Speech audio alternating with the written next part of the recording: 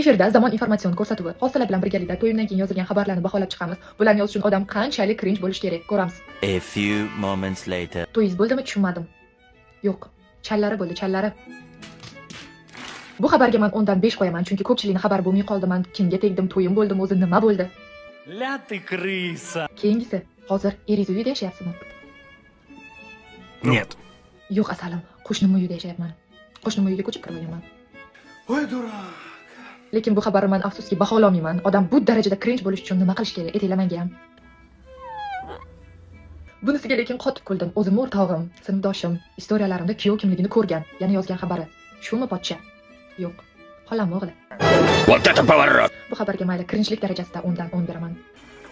Благодарю за внимание. Xuddi shu sinfdoshim yozgan ikkinchi xabar. Oq ko'ylak kiymadingmi? Bu nima? Qora rangdami? Ha mayli, bu o'rtog'im ham tushunaman. Ikkita kichkina bola bilan yashash oson emas.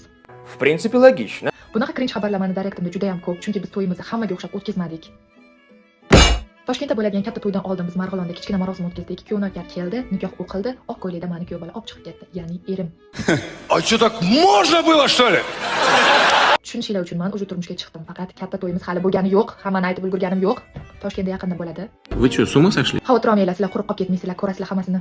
Ungacha meni har kunlik kelinlik obrazlarimni ko'rib, like bosib turish esingizdan chiqmasin. Shu to'ygacha 50 ming deb bo'lsam yaxshi bo'lardi. Hozircha paka-paka, ertangi videoda ko'rishamiz.